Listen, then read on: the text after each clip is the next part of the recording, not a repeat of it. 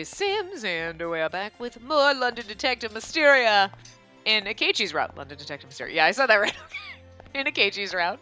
And we're actually in his chapter. So, in the first of his chapters. So, now it would be forever because, you know, I mean, they're actually nice and long. Like, I'm surprised. The game seemed like a decent length to begin with, but you always feel like, oh, well then the individual chapters are shorter, but they're really not. So, anyway, we're on our way to a bookstore. I passed a gentleman aided by a walking stick along the way. Nothing unusual on its own, but it was curious to see a man of his age with one. He's quite young to have need of one. He must have suffered a terrible injury. This was but a passing thought, for he was out of my mind entirely by the time I entered the shop. He's one of the other characters. You know he's going to be second. Edgar Allan Poe's The Murders in the Rue Morgue would be a smart choice. It would be a good starting point for his it's Auguste Dupin character? Auguste Dupin character? Wait, it's a good starting point for... Okay, I don't know. Oh, but this collection of short stories has the gold bug, which played a major role in the popularizing cryptography in fiction. No sooner had I entered the store did I find myself captivated by the wealth of literature around me. So captivated, in fact, that after agonizing at length over which 2 books to buy, I resolved the issue entirely by purchasing both. She said which 2 books to buy, which of 2 books to buy. Because saying which 2 books to buy means I'm going to buy 2 of them. I chose both. Well, yeah, but because you were going to buy 2. What is with the sign? Like, what the fuck is this? Like, the sign's broken, right? Like, it's weird because it's a broken sign because you can see the G is popping up over the loopy thing there, but like... Or is it supposed to be a shoe? Kind of looks like a shoe. I'm thinking the sign's broken, but it's like, I just noticed that. I noticed the weirdest fucking shit. Something could be literally right in front of my face and I don't notice it, but I noticed that. Because, anyway. I mean, hi, you remember fucking Code Realize and the fucking signs in the background. You're like, what the fuck kind of weird-ass fucking bread are they selling in this store? Those are fun. Anyway. Well worth it. I can't wait to return home and get start. You idiot! Are you trying to get run over? Forgive me, sir.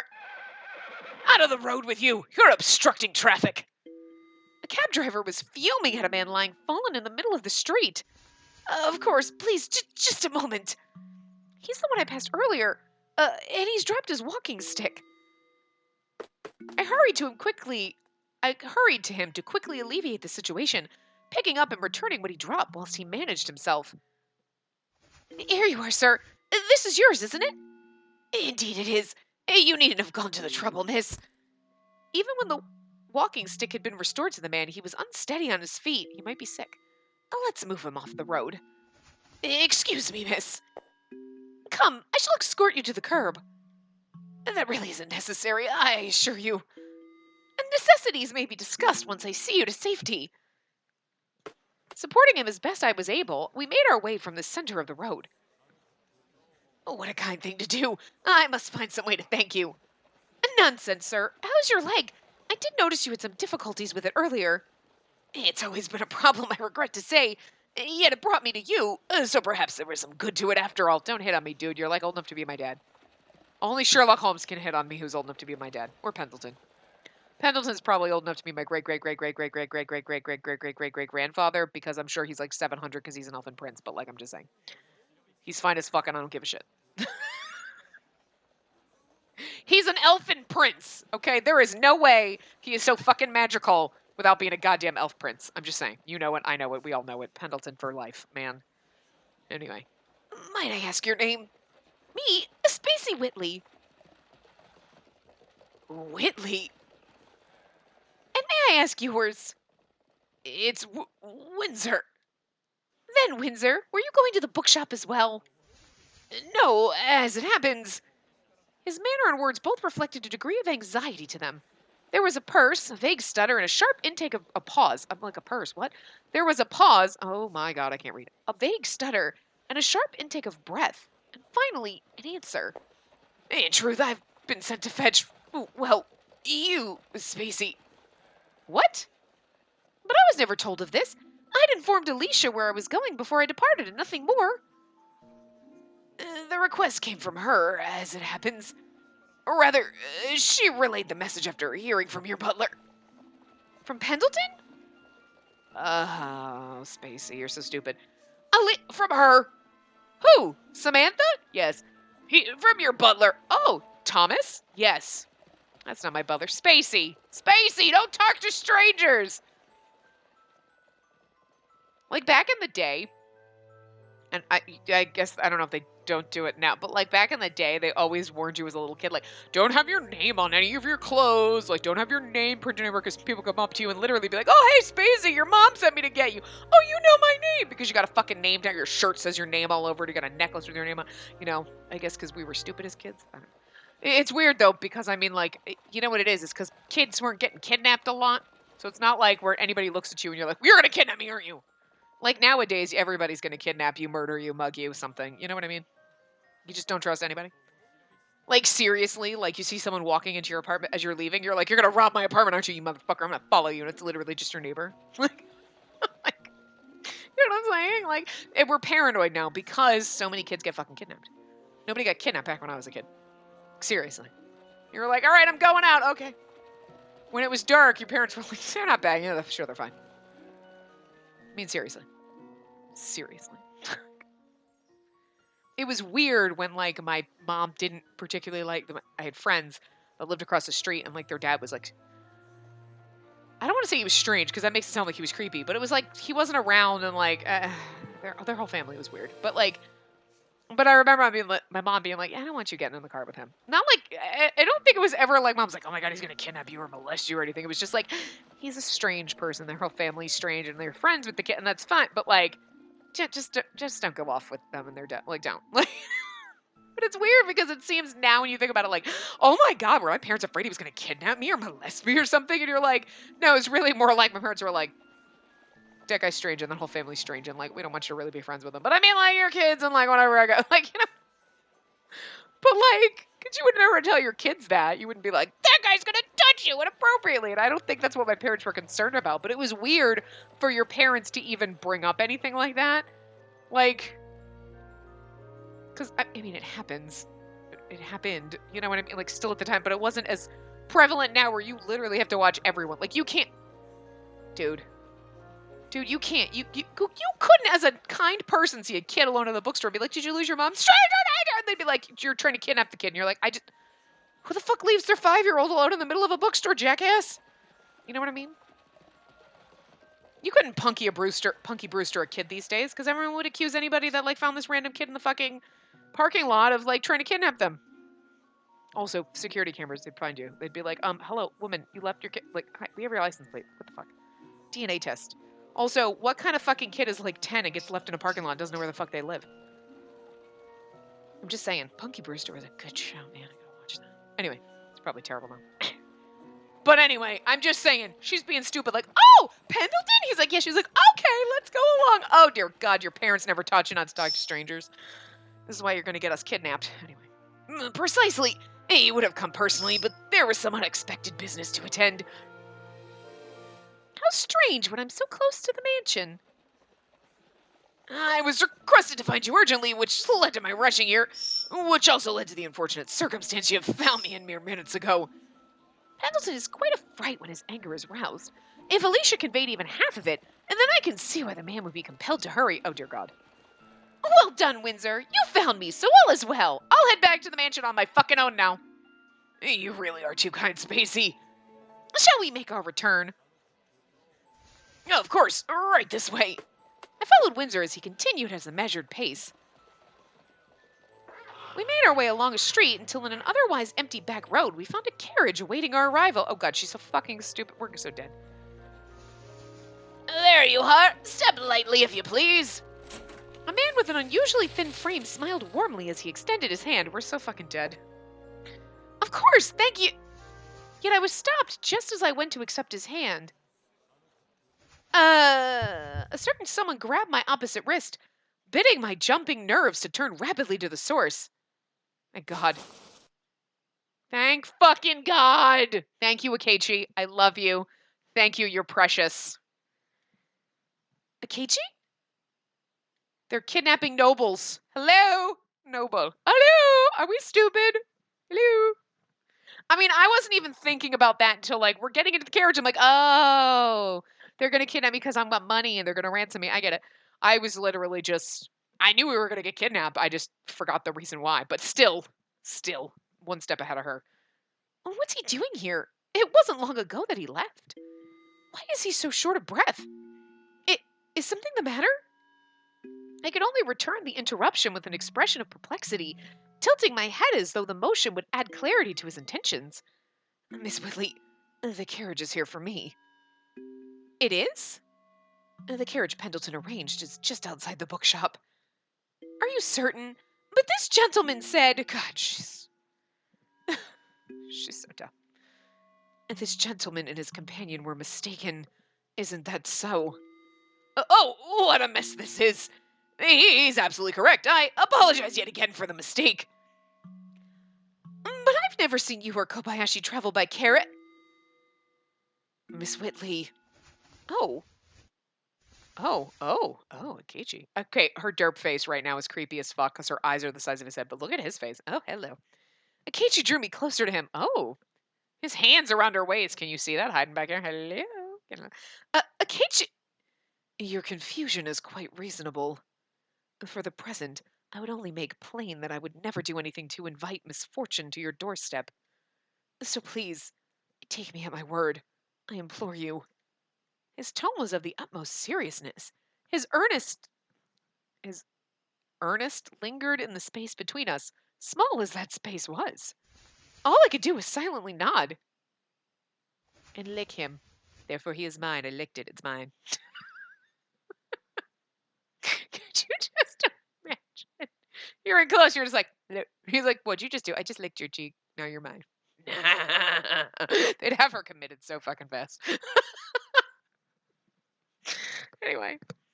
And as I did so, Akechi released his grasp. Oh, unfortunate. You possess a steadfast tendency to act without thinking. It would behoove you to exercise more caution. He just called us stupid. Now, sir, I'd be obliged to look after that sword for you. If you would. This is a katana. Handle it with the utmost care. Akechi handed over his weapon, sheath and all, to the man. Wait, I don't...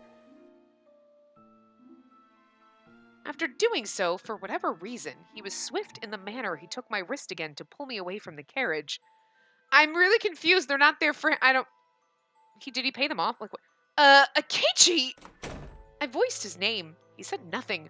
Without another word, he took what was to have been my place in the carriage and was gone. Gone. Just like that. No explanation. I stood in place, ever perplexed as I was before. If not more so. I mean, he stopped us from getting kidnapped, but I don't understand what just happened. Like, something bad was going to happen to us. He took our place. So he saved us, but I'm just not sure where they were going to take us, because obviously they're not a kidnapping. Are they kidnapping Akechi? Because, like, what are they going to do? It's going to take a long time to get ransom from Japan, is all I'm saying. Like, those letters. Anyway, the Sea Pony Express. Hi, Spacey! There you are! Hello again, Kobayashi! What a coincidence to see you so soon! Akechi was just... He was here? Just a moment ago, a carriage arrived to pick him up. I knew it! He let himself be abducted! Abducted? What? What do you mean? Oh, I was like, why is he... He's letting himself be abducted so that he can catch the perpetrators. Okay, because we were being abducted, yeah. But he arrived only as I was about to board. Is he playing the hostage in my stead? You're just now getting clued in that you were going to be... Okay. That ass! He always tells me not to do anything without speaking to him first, but he can't do the same for me. What's that? A suspicious chap has caught his eye? Off he goes in the blink of an eye. Yes, let's forget everything he's told me. Come on, Spacey. We're going after him. I'll give you the details later. All right. Ahem. I'm going to... I assume it's Pendleton? I don't know. We're just going to read it normal. My apologies for disturbing you when you're clearly occupied, my lady. Uh-huh. Yeah, Miss Pendleton. I was right. He's the only one that calls us my lady. I should have just read it in the Pendleton voice. But if it's not Pendleton and I read it in the Pendleton voice, I just feel like that does Pendleton a disservice. You know what I'm saying? Anyway. My apologies when you're clearly preoccupied or otherwise occupied, my lady. Whatever the fuck he just said. Anyway, something like that. Alicia praised me on your whereabouts, so here I am. I see, however, that you're in the midst of something or other. I might have turned tail to avoid Pendleton due to the lectures that would no doubt follow in his followed in his wake.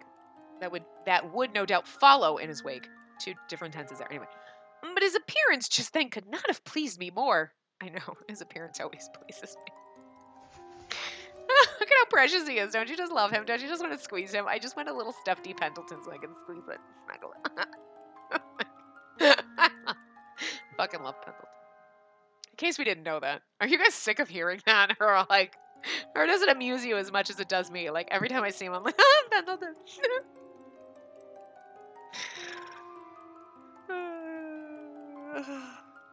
I just there's someday's gonna be just like, someone's gonna be like, so what's like your dream guy like? Someday. So, like anybody asks that question anymore. I'm not 15. But like, no real man will be like, I'm sorry, you're not good enough. Why, you're not Pendleton. Are you Pendleton? Are you a fabulous fucking butler with glorious goddamn hair who's like obviously an elfin prince and is like capable of doing almost everything? He's like, seriously, are you like the opposite of Sebastian from Black Butler? Like, I mean, just as good, but like not evil. Not like a demon, you know what I'm just saying? Like, I mean, I take either. Both. Hello. Oh my god, the good and the bad. Woo. Where I was gonna ask where the butler Otome is. There's a couple. They're just terrible. One of them, the people have no faces. There's like no eyes, no mouth. It's just like and it's weird. And I'm like, I can't. That's odd. I'm not sure I can get past the creepy factor of not having a face. It's like a mannequin. It's just strange. And then the other one's gonna be in our mixed reviews because it's rated really badly. So we're gonna have to play it. But it's gonna be terrible. But we're gonna have to play it. I just want a really good one. You know what I mean? Like, I want a good one. We need a pirate one. Where the fuck is that? And we need a really good butler one. Where the fuck? Like, why? There's a lot of good idol ones, but they're not in English and they're like older. So like, we need some of those too. You need to like localize all the. I don't care if they're old. I don't care if this game is like 5 years old. Localize that shit. Look, if there's an anime for it, localize that shit. Anyway, Pendleton, your timing is perfect. Lend us that carriage, bird. Shh. I was hoping you'd furnish me with an explanation before all else, but time does seem to be of the essence. Time does seem to be of the essence. If you must, please mind your step. The ride may be a bit rough, so do hold on tightly or you may bump your head. He's like, you may bump your head. He looks like he wants us to bump our head. We set off that very instant in pursuit of Akechi.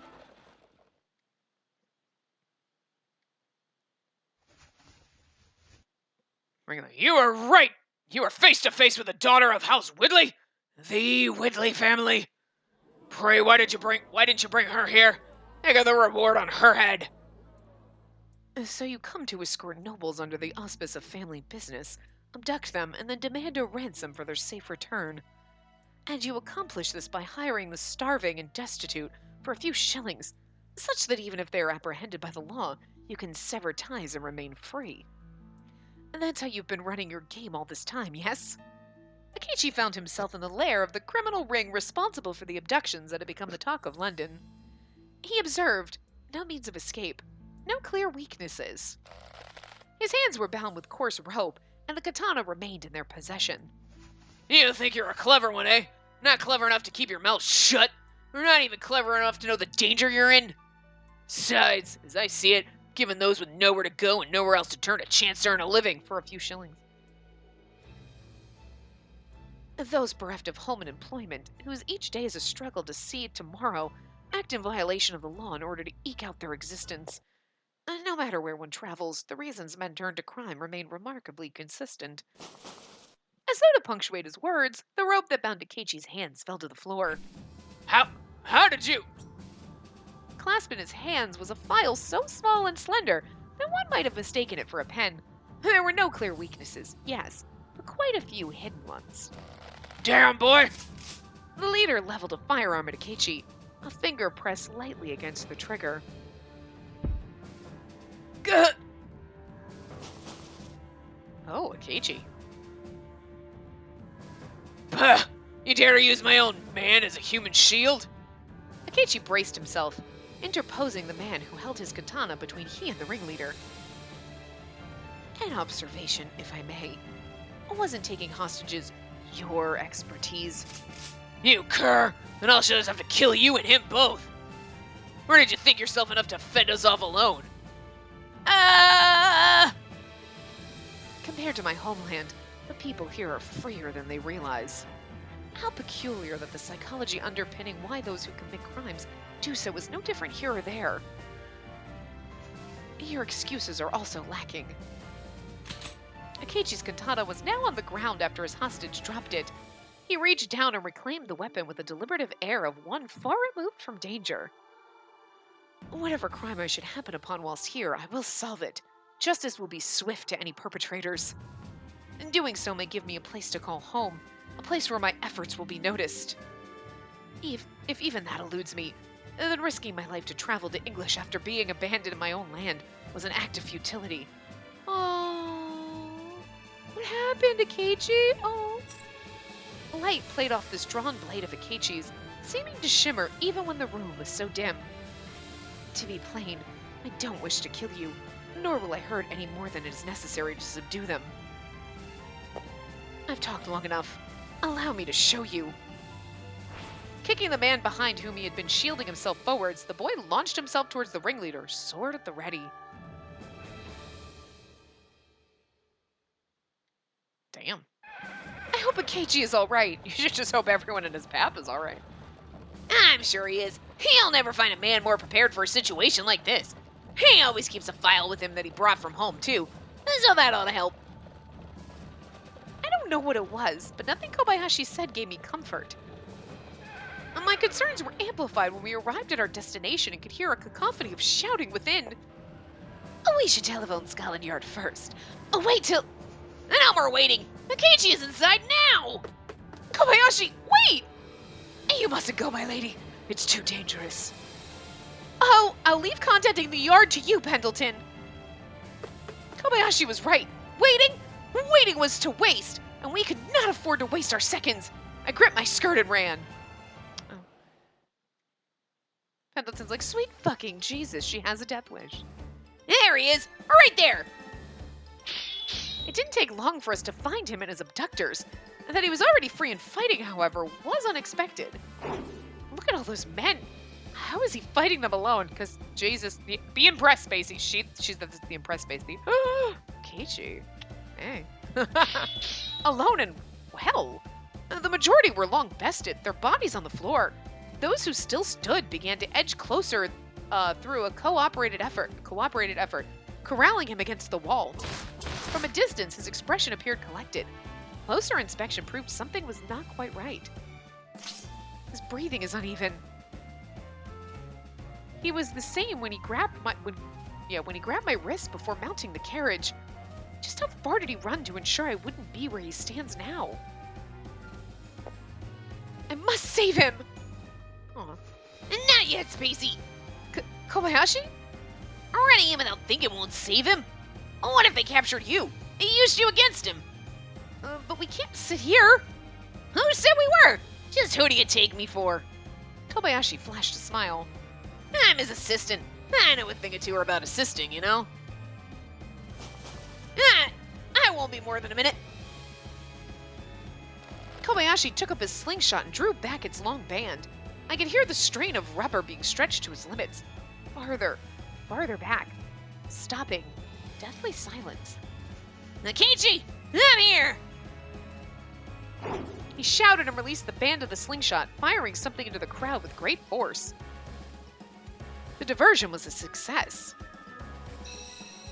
Cat, what is this?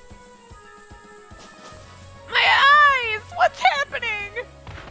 The men who had surrounded Akechi tumbled to the floor whilst clutching their faces.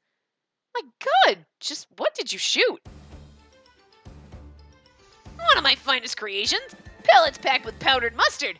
They're meant to explode on impact. And the dust hangs in the air a bit, but as you can see, the particles are enough of an irritant to eyes, nose, and throat to incapacitate anyone who comes in contact with it. But what about Akechi? He's right where you shot the pellets. He's fine. Just look. So he is. It's as though you shot nothing at all. Keiichi, are you alright? Indeed I am. I would have, however, appreciated you signaling your intent with greater clarity. It's fortunate that I considered you were going to use mustard pellets, but I'm here is too vague a warning to know for certain. Well, you seem none the worse for wear, and that's what really matters. Can you take care of the rest? Thanks to your assistance, I can. Akechi swung his katana once more, hammering those who had managed to rise to their feet back to the ground. His form, as the back of his blade arced through the air, was nothing short of spectacular. Spacey, get down! What for? Oh my god, just get down, Jesus. I turned upon Kobayashi's voice to see his slingshot drawn back again, now aimed squarely in my direction. Ah! Gah! Kobayashi loosened another projectile. No sooner had the band snapped than I heard a cry of pain behind me. I never knew a butler could be so strong till I met you, Pendleton. How could you knock out a man that massive with a single punch? I'm uncertain I could do so without you affording the opportunity. Without you affording the opportunity. I love how Pendleton's like, I mean, if it's just lucky. I'm a motherfucking ninja, bitch. I love Pendleton. I love him so fucking much. I know I only say that every single time he's on screen, but I do. I can't help it. Pendleton! You didn't waste any time. Shifting round at last, I saw one of the criminals splayed out on the floor, a knife fallen but a few lengths from his hand. You must learn not to leave yourself exposed, my lady. A bullseye painted to your back would have been as equally plain for the enemy. I'm so glad you're both here. Truly I am. The three of them then motioned. The three of us then motioned to aid Akechi. Okay, wow. I could not. I can't. Wow. We reached him minutes later, and by then he was surrounded by the unconscious forms of the men he subdued. See, this is probably a good thing that we didn't start reading the book thing, because we would have gone into the bookshop, they got abducted, and then we would have stopped, and then that would have been a cliffhanger. Now we was like, stopped. Oh, we're just going to a bookstore, and then we got the action. See, Spacey did a smart thing this time, but unannounced to any of us until now. No, I didn't know, but a Scotland Yard will be here before long. Akechi knelt before one of the few who remained conscious. A walking stick lay on the ground beside the man. Windsor. A question, if you can speak. What is it? As you escorted Miss Whitley to the carriage, you deliberately walked slow to allow me to catch up with you. You appeared to look over your shoulder as you did so. Though I could deduce what you were trying to accomplish, the reason is a mystery to me. Why did you do it? I knew that you were a friend. I noticed you conversing with her earlier. The reason you caught up to me is the same as the reason I wasn't able to fight. The reason I lost my job. This lame leg of mine. I've always seen my leg as the source of all my misfortunes. What a strange feeling to have that challenged. This lame leg slowed my march toward a foolish error. Perhaps I feel as much because, for the first time, I experienced a warmth beyond measure in her. I see. Aw, it's because we were nice. We were a nice human being instead of like, let me kick you into the road, asshole. That's why nobody likes me, because I'd see a man trying to hobble across the road and I just kick him in front of a truck and be like, ha ha ha ha. I'm kidding. I wouldn't actually do that. Like, by most people probably be like, oh, that poor man's walking, so I'd be like, let me help you. But also, there's a thing to be said for, like, back in the day, it was probably easier. Like, this time, you'd be like, oh, do you need help? Okay, I'll help you. Now you'd be like, do I need help? I don't need fucking help from you. And then somebody would just, you're like, wow, I'm trying to be nice, and you're going to be a dick about it. Fuck you too, buddy. You know what I'm just saying? That's why sometimes you're just like, I'm just not even going to bother, because somebody's going to yell at me for trying to be nice. Like, you know. I mean, I've had like a ton of boxes and stuff as I'm like carrying. Like, walking back to my apartment, and I'm like, oh, these boxes. And I've had people like I had a guy like literally pull up. He's like, you need help with those boxes, friend? And I'm like, no, I'm good. Like, I'm almost home. And I was like, no, I'm okay. I'm like, I don't know this dude. I'm like, I don't know this dude. You're gonna like steal my shit and leave. I don't know. I doubt it. He's somebody that lives in my apartment complex. But I'm like, no, I'm good. But I'm like, it's nice that you offered anyway. You know what I mean? Like, I'm not gonna be like, what the fuck, asshole? I need your fucking help. You know what I mean? Like, so if I'm like hobbling and like dragging my broken leg, you need help now. Fuck you. How dare you? But there are some people that are like that. Like, if you ask them if they needed help, they'd get mad at you for it, you know? So you're like, you're kind of better off sometimes just being a dickhole and not saying anything. And that's probably what this guy's used to. People being a dickhole and be like, I'm not going to say anything. It's really more upperty crust people probably being like, he's impoverished. I can't speak to him. But whatever. All sorts of random shit going on in this episode today. Anyway. Akechi's reply carried no stigma of pity or blame, but simply quiet acceptance. Spacey, I regret what I've done to repay your act of kindness. I wish you to know, what I said when you saved me was no act. You may not believe so, but it was the truth. I believe you. With all my heart, I believe you to be a genuine man. You won't take me! I'll be damned if I'm gonna spend the rest of my life in a moldy cell. What'll it be? How much will it cost for you to let me off? My coffers are fat with nobles' coins, I can assure you. So go on, name your price. How much do you have? Because I want all of it plus $10. You don't have that? I guess you're going to jail. But I'm going to take all of it. You disgust me. Keep quiet.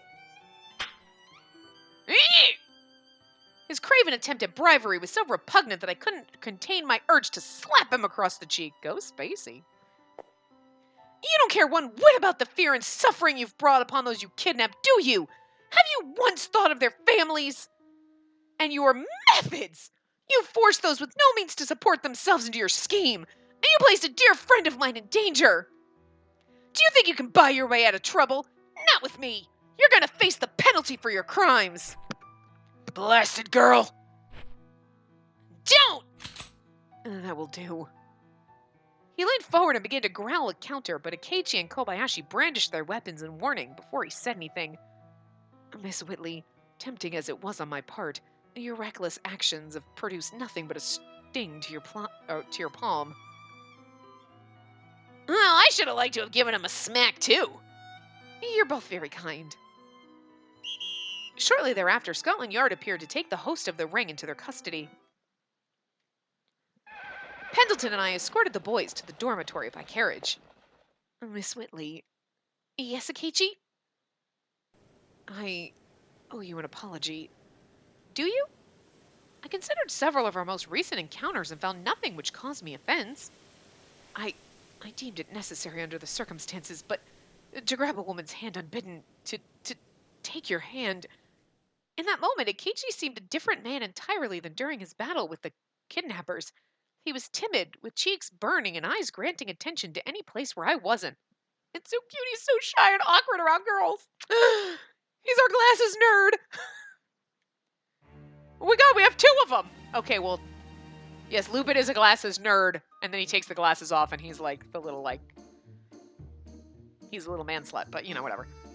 I needed your immediate attention, but there must have been other means of getting it. Perhaps by calling out to you first. I saw you faced with real danger, and I grew fearful, and... Yeah, my congratulations for touching a girl by your own will, Akechi. Oh, I always suspected you would ask the girl first. Aren't you a bold one? Poor Akechi, look at his face. Akechi appeared completely flummoxed. Flummoxed. Flummoxed.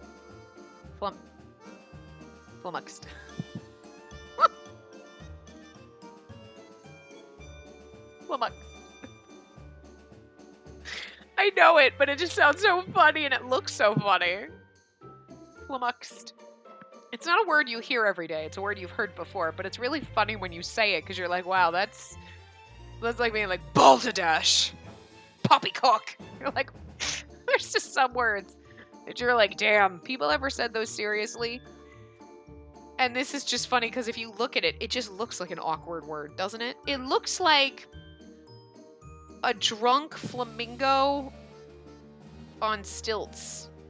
You know, where it's like it can't quite walk, and it's gonna fall out, and you're like, oh, it's awkward and gangly with its long gangly ass legs, like a really fat flamingo that's drunk and on stilts. That's what that word looks like. You can picture that in your head, right? And you're like, it's awkward. Yep. And don't misconstrue my intentions. I didn't grab her hand out of a man's desire. I didn't have a choice. No desire at all? So you hated it? Well, you didn't have to say that in front of her. She has feelings, you know. Kobayashi. I meant no such thing.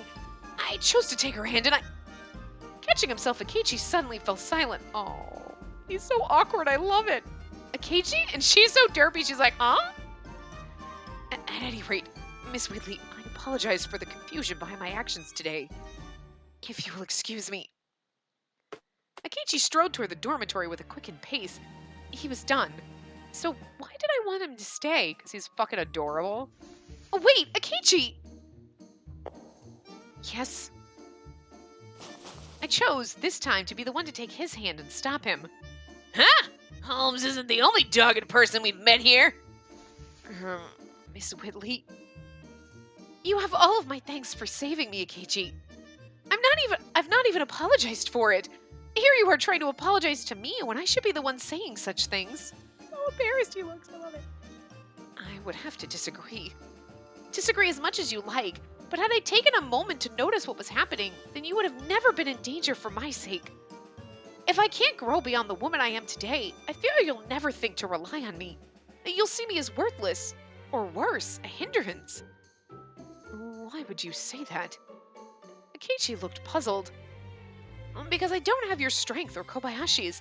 I've been proven sheltered, and that's now posing a danger to those I care for. You're a diligent, rational mind, and then I'm... I looked away. I knew what lingered in my throat. I just had to admit it, but the words wouldn't leave me. Why? Why couldn't I say it aloud? I feel compelled to admit something, Miss Whitley. I bear no small distaste for those who belittle themselves in such a fashion. I cannot abide this. I felt a squeeze around my fingers, but there was no blush to him, no timid nature, nor a stammer. He was stern. The light in his eyes was so searching, so piercing.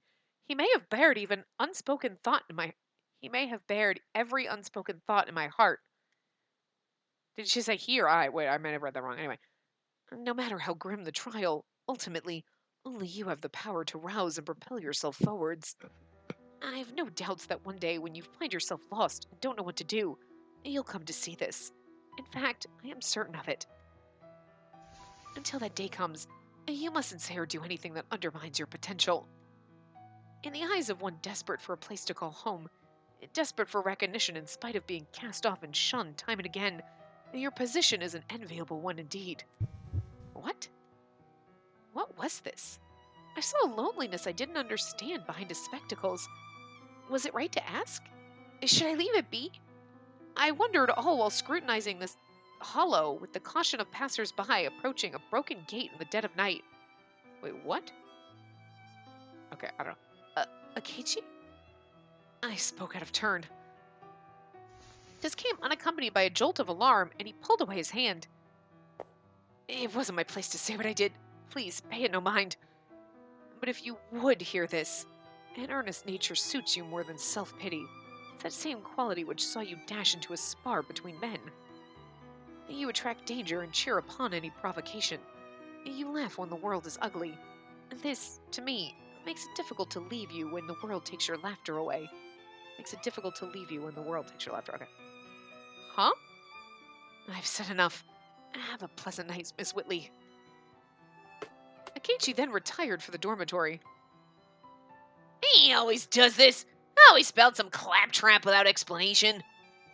When Akechi spoke of one desperate for a place to call home, did he mean himself? Sorry, Spacey. I can only go into so much detail. A sadness possessed Kobayashi very suddenly. Before he came here, Akechi was in some sort of... what's the right word? Dispute with his master in swordsmanship. He was?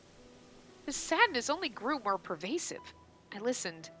Keiichi's father is one of the Shizoku, a former warrior class. As you might expect, he's obsessed when it comes to his family's name and honor. Oh.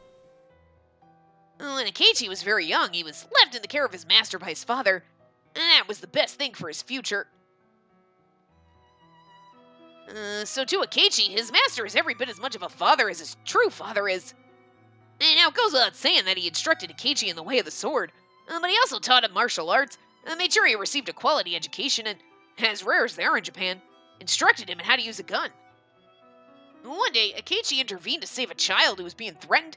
Those responsible were members of the Kazoku, which are like the nobility you have here.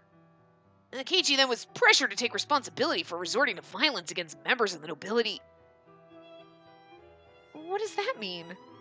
Keiichi knew his master would understand that he'd acted only to help someone in need, or so he thought. But his master didn't see it that way. Instead, he rebuked him for drawing his blade and told him to go offer an apology. But Akechi couldn't bring himself to do it. It was most likely the first time he refused the behest of his master. The nobles had thrown the child a knife and made sport of pressuring him to take his own life in exchange for money to support his family. No reasonable person would blame Akechi. I mean, seriously, that's some fucked up shit! When his master drove Akechi out of the only home he had ever known, "You're no longer my student," he said, and his fate was decided. That's horrible. I thought I misheard when I was told. His master was always strict, but he was just as fair. He thought of Akechi like a son. No one stood behind his actions. His master cast him out. His family withdrew support. He was alone. Oh, you knew when he was like, it doesn't have, you're like, oh, something bad happened. But like, oh, this hurts your heart so much. But he did nothing wrong. Kind of like the whole thing with Jack hurt your heart. You're like, oh, you poor thing, literally. Oh, the only person you ever noticed family treated is just using you and doesn't even give a crap, and you're murdering for him. You poor thing. Oh, this hurts. You and I can see that. But back home, the very act of opposing those of a higher standing is enough to mark you as a target for scorn. Keiji was ready to accept it, of course. He refused to turn from what he considered the right path. Punishment didn't matter. It was in the wake of that incident when it was decided he would be sent to London. Keiji hasn't said a word about his master since, but he must surely be dwelling on what happened even now. He must be. How much would it hurt if someone you love more than your own parents turned their back on you? And the only person you ever relied on. Pendleton! Go apologize. Keiichi said this to you, but he's the one who's prone to being reckless. He's often so calm on the outside that he doesn't know what to do once passion strikes him.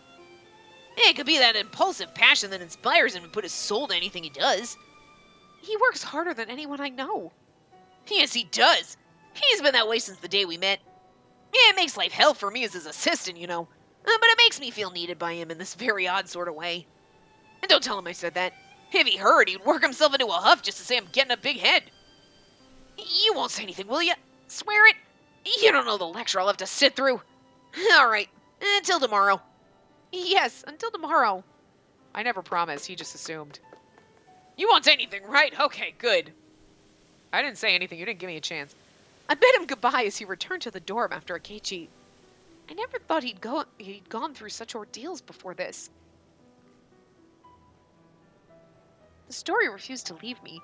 The more I wanted to push it out of my mind, the more it stayed, reciting itself again and again. Akechi was very serious when he took my hand, and he was so distant too. Lonely. Can I do nothing to ease his pain? There wasn't a point in standing here. With that persisting, dark message in my mind, I boarded the carriage where Pendleton was waiting. Hug Pendleton and apologize to him. I expected peace and quiet once I was home. Not so with Pendleton. I was like, I expected peace and quiet when I got home, and I was like, this is not going to go well, because Pendleton's going to yeah. You nearly boarded a carriage with a stranger! Are you out of your mind? You seem nigh incapable of recognizing peril when it grins and extends its hand, my lady. Grins and extends its hand, my lady. I hadn't even the time to digest all that had happened that day before Pendleton launched into one of his lectures.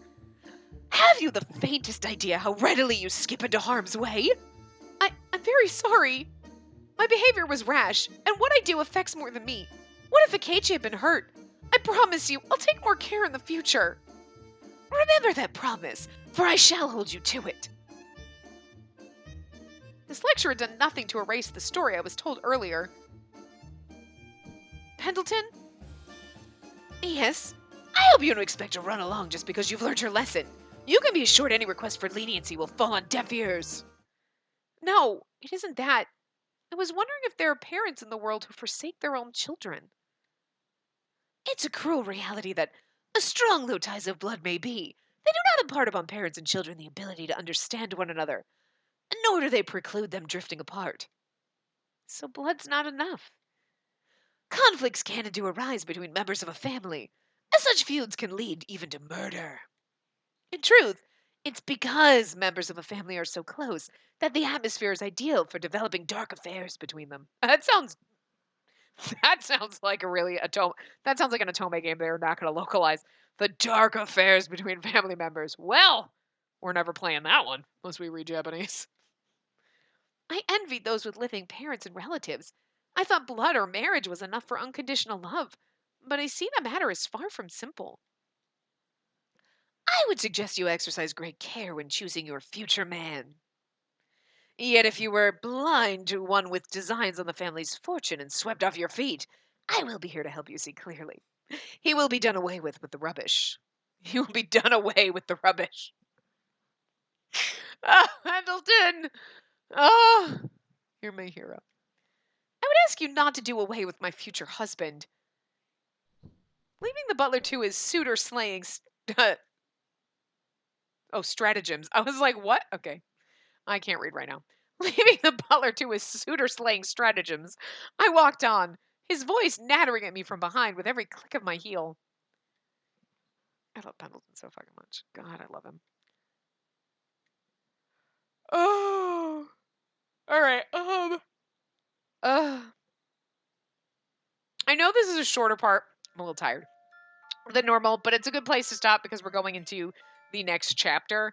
So I'm actually going to stop it here instead of continuing. Again, I know it's a little bit shorter, but some of them might be their normal length. Some might be a little bit shorter. I'm so tired from reading.